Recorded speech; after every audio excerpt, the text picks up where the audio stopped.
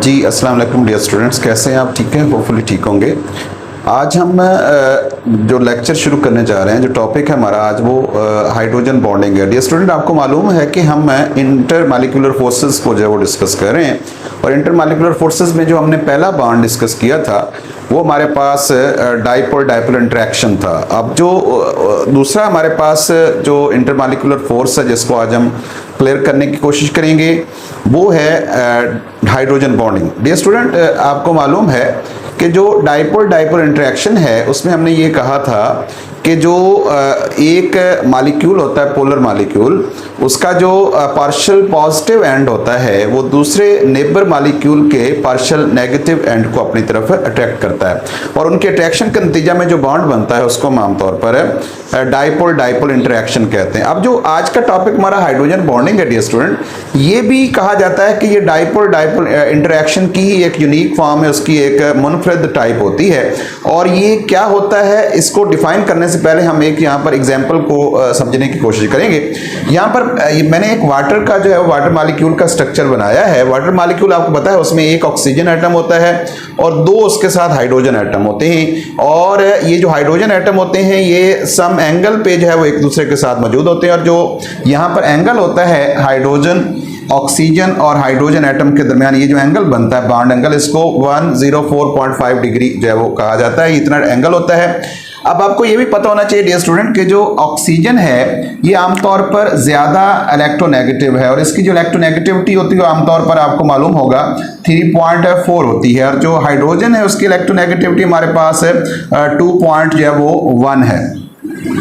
अब होता क्या है डियर स्टूडेंट, क्योंकि इन दोनों का जो इलेक्ट्रोनेगेटिविटी का हमारे पास डिफरेंस मौजूद है, और इसका नतीजा क्या होता है कि जो शेयर्ड पेयर ऑफ इलेक्ट्रॉन होता है ऑक्सीजन और हाइड्रोजन के दरमियान, वो ज्यादातर जो है वो किसकी तरफ मौजूद होता है, वो ज्यादातर ऑक्सीजन के साथ जो है वो अटैच होता है, उसकी तरफ अट्रैक्ट हो जाता है, और इस वजह से जो ऑक्सीजन है वो यहाँ पर पार्शियल जो है वो नेगेटिव चार्ज कैरी करती है, जबकि जो हाइड्रोजन है क्योंकि वो जो शेयर्ड पेयर ऑफ इलेक्ट्रॉन है वो हाइड्रोजन से थोड़ा दूर चला जाता है, और उसका जो टेंडेंसी होती है वो ऑक्सीजन की तरफ ज्यादा होती है। इस वजह से ये जो हाइड्रोजन होगी ये इसके ऊपर आमतौर पर जो है वो पार्शियल पॉजिटिव चार्ज आएगा, और यूं हम कह सकते हैं कि जो वाटर मॉलिक्यूल है डियर स्टूडेंट वो एक पोलर मॉलिक्यूल है और डाइपोलर है। डाइपोलर इसलिए है कि उसके अंदर टू पोल्स हैं, एक साइड पे पॉजिटिव चार्ज मौजूद हैं और दूसरी साइड पे जो है वो पार्शियल नेगेटिव चार्जेस जो है वो मौजूद है। ये तो एक वाटर का मॉलिक्यूल जो उसका स्ट्रक्चर है। अब जब हम हाइड्रोजन बॉन्डिंग की बात करते हैं डियर स्टूडेंट, तो होता क्या है हाइड्रोजन बॉन्डिंग में, ये जो वाटर मॉलिक्यूल है इसको हम यहां पर ड्रा कर लेते हैं। यहां पर हमारे पास वाटर है, ये हाइड्रोजन है और ये ऑक्सीजन है, और यहां पर हाइड्रोजन मौजूद है। अब यहां पर जो हाइड्रोजन है वो पार्शियल पॉजिटिव चार्ज कैरी कर रही है, ऑक्सीजन जो है जैसे कि हमने यहां बात की है इसके ऊपर पार्शियल नेगेटिव चार्ज है, और इसके साथ जो दूसरा हाइड्रोजन है ये वाला, इस पर भी पार्शियल पॉजिटिव चार्ज है। अब होता क्या है कि जब वाटर के मॉलिक्यूल जो हैं वो आपस में एक दूसरे के करीब आते हैं तो अपने आप को इस तरह अरेंज करने की कोशिश करते हैं कि उस अरेंज के नतीजे में जो एक वाटर मॉलिक्यूल की ऑक्सीजन है वो दूसरे जो वाटर मॉलिक्यूल की हाइड्रोजन है उसकी तरफ जो अपना डायरेक्शन या रुख अपना उस तरफ कर लेते हैं, जिसका नतीजा क्या होता है कि जो सेकंड वाटर मॉलिक्यूल होगा उसकी जो हाइड्रोजन है वो क्या करेगी, वो ऑक्सीजन को अपनी तरफ अट्रैक्ट करेगी यहाँ पर, और इस तरह ये एक वाटर मॉलिक्यूल की ऑक्सीजन और दूसरे वाटर मॉलिक्यूल की जो हाइड्रोजन है उनके दरमियान एक इंटरमॉलिक्यूलर फोर्स डेवलप हो जाती है, और उस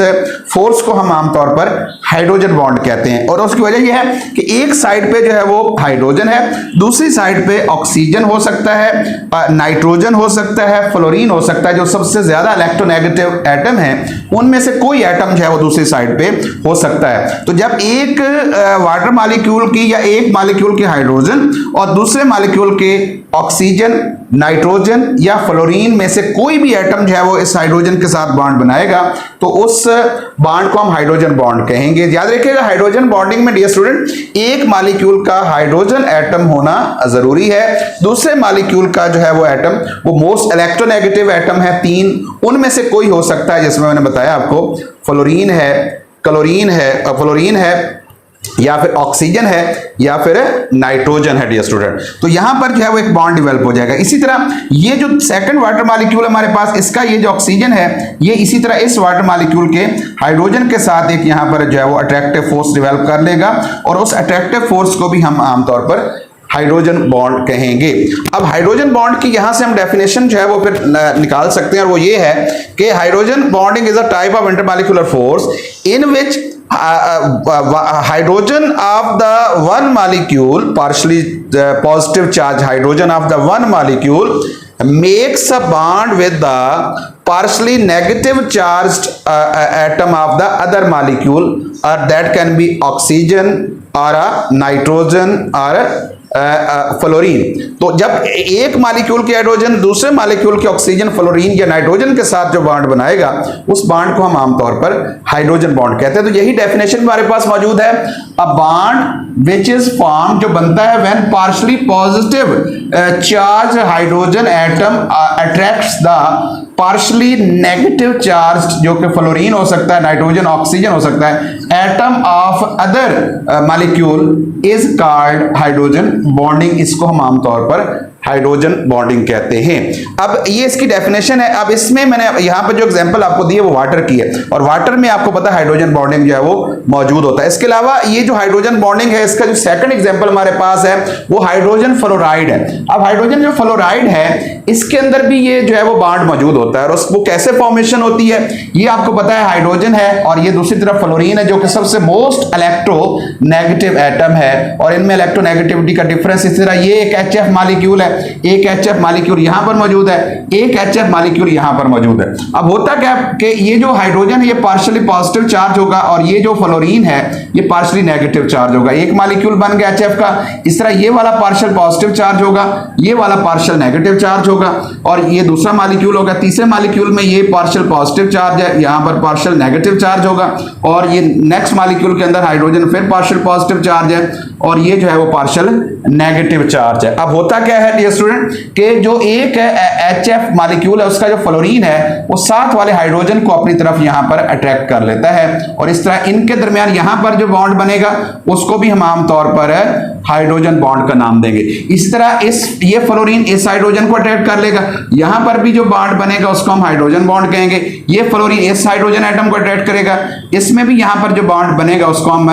हाइड्रोजन बॉन्ड का नाम देंगे। और इसी तरह जितने भी HF मॉलिक्यूल एक जगह पे मौजूद होंगे वो सब के सब इस तरह एक दूसरे के साथ एडजस्ट करेंगे कि उनके दरमियान जो है वो हाइड्रोजन बॉन्ड ऑटोमेटिकली जनरेट हो जाता है, और यूं हम कह सकते हैं कि HF मॉलिक्यूल्स के दरमियान भी हाइड्रोजन बॉन्ड मौजूद होता है। अब इसी तरह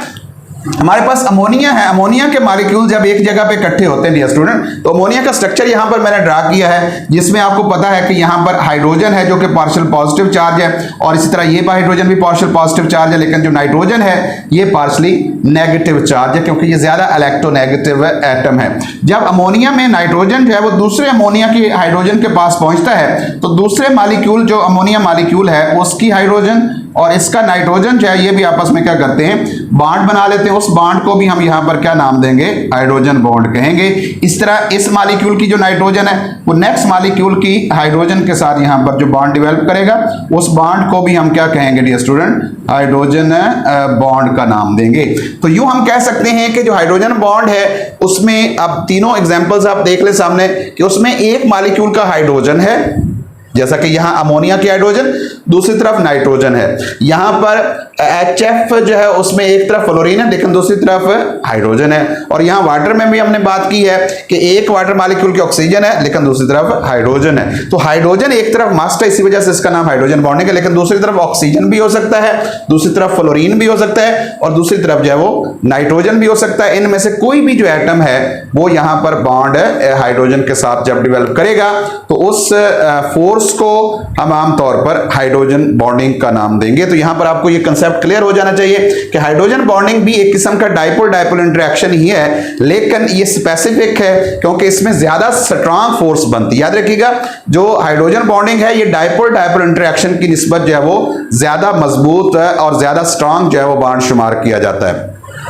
अब एक क्वेश्चन डियर स्टूडेंट वो ये पूछता है कि क्या ये जो हाइड्रोजन बॉन्डिंग है इसके कोई प्रॉपर्टीज जो कंपाउंड्स की होती हैं, जैसे ये वाटर के अंदर मौजूद है या ये हाइड्रोजन फ्लोराइड में मौजूद है या अमोनिया में मौजूद है, तो क्या इन कंपाउंड्स के ऊपर जो है वो कोई उनकी प्रॉपर्टीज के ऊपर, फिजिकल प्रॉपर्टीज के ऊपर इफेक्ट पड़ता है, क्वेश्चन पूछता है अक्सर। तो इसका जवाब ये होता है कि जो हाइड्रोजन बॉन्डिंग है ये greatly effects the physical properties of the compounds, उनकी जो तबई खसूसियात हैं उनको ये बहुत अच्छी तरह जो है वो मुतासर करता है। मिसाल के तौर पर यहाँ पर मैंने इफेक्ट लिखे हैं, effect on physical properties of compounds. तो सबसे पहला इफेक्ट ही देख लें कि जो कंपाउंड्स के बॉइलिंग पॉइंट हैं उनमें बहुत फर्क आ जाता है। मिसाल के तौर पर यहाँ पर वाटर का बॉइलिंग पॉइंट अगर आप कंपेयर करते हैं वो 100 सेल्सियस है, लेकिन अल्कोहल जिसके अंदर हाइड्रोजन बॉन्डिंग नहीं पाया जाता उसका बॉइलिंग पॉइंट जो है वो जस्ट 78 सेल्सियस है। तो ये जो 100 है ये ज्यादा है 78 से, तो इसका मतलब ये होगा कि वाटर के अंदर ये जो प्रॉपर्टी है उसका बॉइलिंग पॉइंट जो बड़ा है वो इसकी हाइड्रोजन बॉन्डिंग की वजह से है। फिर एक क्वेश्चन वो पूछता है अक्सर शॉर्ट फॉर्म में कि जो आइस है, जो बर्फ है, ये why it floats on the surface of water, पानी के ऊपर जो है वो क्यों ये तैरती है। तो इसकी वजह जो है वो ये होती है कि जो वाटर है वो क्या होता है, वो ज्यादा डेंस होता है, जबकि जो आइस है उसकी डेंसिटी आमतौर पर कम होती है। तो याद रखिएगा 0 डिग्री सेंटीग्रेड पे जो वाटर है इसकी डेंसिटी 1 ग्राम पर सेंटीमीटर क्यूब है, और जो आइस है इसकी जो डेंसिटी होती है 0 पे वो 0.917 है। ये जो 1 है ये ज्यादा है और 0.917 जो बर्फ की या आइस की डेंसिटी होती है कम होती है, जिसकी वजह से जो आइस है ये आमतौर पर पानी से थोड़ी हल्की होती है, इस वजह से ये पानी के ऊपर तैरना शुरू कर देती है। तो ये प्रॉपर्टी है जिसकी वजह से हम कहते हैं कि हाइड्रोजन बॉन्डिंग ने यहाँ पर इस आइस के अंदर जो है उसकी प्रॉपर्टी को, पानी की प्रॉपर्टीज को बहुत ज्यादा इफेक्ट किया है। एक और आपने सुना होगा डियर स्टूडेंट कि जो पानी है इसको जब हम फ्रीज करते हैं डियर स्टूडेंट्स, तो ये आम तौर पर जो है ये जब फ्रीज होता है तो ये टॉप से नीचे की तरफ फ्रीज होना शुरू होता है, जबकि जो दूसरे लिक्विड्स होते हैं जिनमें हाइड्रोजन बॉन्डिंग नहीं है जब उनको फ्रीज किया जाता है तो वो सबसे पहले नीचे से फ्रीज होते हैं, फिर ऊपर की तरफ जो है वो फ्रीज होते जाते हैं। जैसे आपने एक्सपीरियंस किया होगा कि जब हम बाउल के अंदर जो है वो पानी वगैरह फ्रिज में रखते हैं फ्रीज होने के लिए, बर्फ बनने के लिए, तो आपने कभी नोटिस किया होगा कि सबसे पहले जो आइस का क्रस्ट है वो ऊपर से बनता है, फिर वो नीचे की तरफ जो है वो जाता है। तो ये जो पानी के अंदर इस फ्रीजिंग का ये अमल है जो टॉप से स्टार्ट होता है, ये कहा जाता है कि इसके अंदर हाइड्रोजन बॉन्डिंग की वजह से, और ये कुदरत का बहुत बड़ा जो है वो करिश्मा है कि इसने ये जो है वो पानी के अंदर प्रॉपर्टी पैदा कर दी है, क्योंकि इस प्रॉपर्टी की वजह से डियर स्टूडेंट जो है वो जो हमारी एक्वेटिक लाइफ है, जो आबी हयात है, खासतौर पर जो ठंडे इलाकों में, जो झीलों के अंदर, तालाब के अंदर, झीलों के अंदर, खासतौर पर नदी नालों में जो पानी होता है अक्सर वो सर्दियों के अंदर आपको पता है फ्रीज होता है सर्दी की वजह से, और वो फ्रीज जब होता है पानी तो वो टॉप से फ्रीज होना शुरू होता है, जिसकी वजह से जो झील के नीचे की इक्वेटिक होती है लाइफ, या वो जो मखलूक नीचे फिशेस वगैरह हैं या बाकी एनिमल्स हैं, वो क्या करते हैं जब बर्फ ऊपर से तय बन जाती है तो मजीद जो ठंडक होती है उसको वो नीचे वाले जो है वो जानदार है उन तक नहीं पहुंचने देती वो बर्फ, जिसकी वजह से वो नीचे वाले जानदार जो हैं वो अपनी सर्वाइवल को क्या रखते हैं, उसी तरह जारी रखते हैं। अगर ये बर्फ नीचे से पानी फ्रीज होता तो जाहिर बात है उसने नीचे से फ्रीज होते होते वो जितनी एक्वेटिक लाइफ थी वो सारी की सारी फ्रीज हो जानी थी और वो डेड हो जानी थी। तो अल्लाह ताला ने ये जो एक करिश्मा पैदा किया है ये भी, तो वो ये है कि हाइड्रोजन बॉन्डिंग की वजह से जो पानी है ये आमतौर पर ऊपर से फ्रीज होना शुरू होता है, जबकि इसके मुकाबले में जो बाकी लिक्विड्स होते हैं उनको जब फ्रीज किया जाता है डियर स्टूडेंट तो वो नीचे से पहले फ्रीज होते हैं फिर ऊपर की तरफ जो है वो ऐसे जाते हैं। एक और भी कहा जाता है, क्वेश्चन में पूछता है कि जो वाटर है इसकी डेंसिटी जो है वो आमतौर पर ज्यादा है, जबकि आम सॉलिड कहा जाता है कि जो सॉलिड्स होते हैं वो ज्यादा भारी होते हैं, लिक्विड्स हल्के होते हैं, लेकिन ये बर्फ जो है पहले हम बात कर चुके हैं ये क्यों हल्की है और बाकी जो है वो लिक्विड्स जो होते हैं वो क्यों जो है वो आमतौर पर हल्के होते हैं, लेकिन पानी भारी है, और बर्फ जो है वो यहाँ पर हल्की है लेकिन इसके मुकाबले में बाकी जो सॉलिड्स होते हैं वो हैवी होते हैं। उसकी वजह है, कहा जाता है कि जो वाटर है जब ये बर्फ बनता है, जब ये आइस बनता है तो इसका जो स्ट्रक्चर है वो इसके अंदर ओपन स्ट्रक्चर क्रिएट हो जाता है। ओपन स्ट्रक्चर कैसे क्रिएट होता है मैं वो आपको थोड़ा समझा देता हूँ यहाँ पर। यहाँ पर हम इसको जो है वो एक्सप्लेन कर लेते हैं। जब आमतौर पर वाटर मॉलिक्यूल जो है वो जब ये लिक्विड फॉर्म में होते हैं तो याद रखिएगा जो वाटर मॉलिक्यूल्स होते हैं उनकी जो मूवमेंट होती है आमतौर पर वो क्या होती है, वो इस तरह जो है वो ऐसे घूम रहे होते हैं ना, ऐसे ऐसे, ये इधर घूम रहा है, ये ऐसे जा रहा होगा, ये ऐसे जा रहा होगा, और ये मूवमेंट कभी एक दूसरे के करीब आ जाते हैं, कभी दूर चले जाते हैं। तो इनकी जो है फिक्स पोजीशन नहीं होती है जब ये लिक्विड फॉर्म में वाटर होता है। लेकिन डियर स्टूडेंट जब ये वाटर जो है वो क्या बनता है, आइस बनता है, तो ये जो वाटर मॉलिक्यूल्स हैं इनकी जगह जो है वो पोजीशन फिक्स हो जाती है। फिक्स होने का मतलब ये होगा, अब मैं यहां पर आपको समझाता हूं कि यहां पर ऑक्सीजन है, ऑक्सीजन के साथ जो है वो यहां पर आप देखिएगा आपको जो है वो इस तरह जब वाटर मॉलिक्यूल यहां पर नजर आएंगे, किस तरह वो पोजीशन में होंगे अभी हम इसके ऊपर बात कर लेते हैं। ये आपको जो है वो इस तरह नजर आएंगे कि ये जो ऑक्सीजन, ये ऑक्सीजन जो है ये इस हाइड्रोजन, इस वाटर की हाइड्रोजन के साथ हाइड्रोजन बॉन्डिंग बनाएगा और इसके साथ भी क्या बना लेगा, हाइड्रोजन बॉन्डिंग बना लेगा। इसी तरह ये जो ऑक्सीजन हमारे पास है ये क्या करेगा, ये मजीद जो है वो आगे ये ऑक्सीजन ये और जो वाटर मॉलिक्यूल होंगे उनके साथ यहां पर क्या कर लेगा, इस तरह हाइड्रोजन बॉन्डिंग जो है वो बना लेगा। यहां पर यूं आपको यूं लगेगा कि यहां पर जो वाटर मॉलिक्यूल है इसमें जितने यहां पर जो है वो मॉलिक्यूल आपको नजर आ रहे हैं वो सारे के सारे क्या हो गए, अपनी अपनी जगह पे क्या हो गए, फिक्स हो गए। यानी उनके दरमियान जो है वो एक स्पेस चाहिए वाला, ये परमानेंट हो जाते हैं। अब ये वाटर मॉलिक्यूल मूव नहीं कर सकते, ना करीब आ सकते हैं ना दूर जा सकते हैं, ये जहां टिक जाते हैं इनके दरमियान जो है वहां पर हाइड्रोजन बॉन्डिंग जो है वो बन जाते हैं। और हाइड्रोजन बॉन्डिंग बनते हुए अपनी ये डायरेक्शन को क्या कर लेते हैं, सीधा कर लेते हैं। सीधा करने का मतलब ये होगा कि ये जो वाटर है ये अपनी हाइड्रोजन को इधर थ्रो करेगा और इसी तरह ये जो वाटर है ये भी अपनी ऑक्सीजन को इन हाइड्रोजन की तरफ क्या करेगा, थ्रो करेगा, ताकि वो क्या कर सके, आपस में हाइड्रोजन बॉन्ड डेवलप कर सके। जब ये लिक्विड फॉर्म में होते हैं वाटर मॉलिक्यूल तो ये वाटर मॉलिक्यूल मूव कर रहे होते हैं, लेकिन जब ये सॉलिड बनते हैं तो ये अपनी जगह पे ऐसे फिक्स हो जाते हैं। जब फिक्स होते हैं तो इनके दरमियान जो है वो ओपन स्पेसेस आपको नजर आते हैं। इस वजह से हम कहते हैं कि जब वाटर जो है वो क्या होता है, फ्रीज हो जाता है, तो ये ओपन स्ट्रक्चर डेवलप कर लेता है अपने अंदर। ओपन स्ट्रक्चर यही है कि जो मॉलिक्यूल जहां पर मौजूद हैं ये वहां पर क्या हो जाएंगे, फिक्स हो जाएंगे और इनके दरमियान स्पेसेस परमानेंट बन जाएंगे। जब तक ये वाटर जो है वो आइस की शक्ल में है ये परमानेंट स्पेसेस रहेंगे। जो ही ये मेल्ट होगा तो फिर वाटर मॉलिक्यूल क्या करते हैं, दोबारा से रोटेट होना शुरू हो जाते हैं और अपनी पोजीशंस को चेंज कर सकते हैं। ये वाला जो स्ट्रक्चर है ये वाटर का ओपन स्ट्रक्चर होता है। ओपन स्ट्रक्चर की वजह से बर्फ जो होते हैं बनते हुए मॉलिक्यूल्स हैं उनके दरमियान फासला थोड़ा सा बढ़ जाता है और उस बढ़ने की वजह से जो आइस है उसकी डेंसिटी थोड़ी सी हल्की कम हो जाती है। जब लिक्विड होता है तो क्योंकि मॉलिक्यूल्स के दरमियान फासला कम होता है लिहाजा पानी जो लिक्विड फॉर्म में है तो वो ज्यादा हैवी है क्योंकि मॉलिक्यूल्स करीब होते हैं, और जब वो आइस बनता है तो मॉलिक्यूल्स के दरमियान फासला ज्यादा होने की वजह से उसका जो बर्फ का वॉल्यूम है वो आमतौर पर वो क्या होता है, वो वॉल्यूम पे इफेक्ट होता है और साथ उसकी जो है वो डेंसिटी पे इफेक्ट होता है और यूं जो बर्फ है वो हल्की हो जाती है और वाटर जो है वो थोड़ा हैवी होता है। इसी वजह से बर्फ जो है वो ऊपर तैरना शुरू कर देती है, जैसे पहले भी मैंने आपको बताया। तो ये डियर स्टूडेंट हाइड्रोजन बॉन्डिंग का कंसेप्ट है। होपफुली आपको ये बात जो है अंडरस्टैंडिंग हो चुकी होगी कि हाइड्रोजन बॉन्डिंग जो होता है ये स्पेशल डाइपोल डाइपोल इंटरेक्शन है जिसमें एक वाटर मॉलिक्यूल जो है या एक जो मॉलिक्यूल है उसकी ऑक्सीजन, नाइट्रोजन और हाइड्रोजन दूसरे मॉलिक्यूल की हाइड्रोजन के साथ क्या करती है, एक मॉलिक्यूल की ऑक्सीजन, नाइट्रोजन और फ्लोरीन दूसरे मॉलिक्यूल की हाइड्रोजन के साथ क्या करते हैं, बॉन्ड बनाते हैं। तो इस तरह के जो बॉन्ड होते हैं उनको हम आमतौर पर हाइड्रोजन बॉन्डिंग कहते हैं। हाइड्रोजन बॉन्डिंग जो है ये बहुत ज्यादा इफेक्ट करते हैं फिजिकल प्रॉपर्टीज को, जैसा कि यहां पर मैंने आपको एग्जांपल्स में जो है वो समझाया है।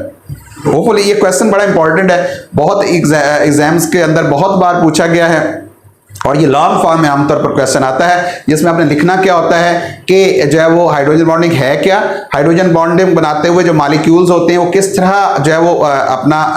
पोलर मॉलिक्यूल्स बन जाते हैं और पोलर मॉलिक्यूल्स बनते हुए वो किस तरह पार्शियल पॉजिटिव और पार्शियल नेगेटिव चार्ज जो है वो डेवलप करते हैं। ये आपने एक्सप्लेन करना है सारा। उसके बाद फिर आपने एग्जांपल्स देनी है जैसा कि यहाँ पर मैंने एग्जांपल्स आपको समझाई हैं और उसके बाद जो है वो आपने फिर इफेक्ट्स ऑन फिजिकल प्रॉपर्टीज जो यहाँ पर मैंने आपको बताया कि उनकी फिजिकल प्रॉपर्टीज के ऊपर बहुत ज्यादा असरात होते हैं, ये आपने डियर स्टूडेंट जो है वो बताना है। होपफुली आपको ये जो टॉपिक है ये समझ आ चुका होगा। इंशाल्लाह नेक्स्ट वीडियो में हम जो है वो एक नया लेक्चर जो है वो आपके सामने लेके आएंगे। उस वक्त तक दुआओं में याद रखिएगा। अल्लाह हाफिज।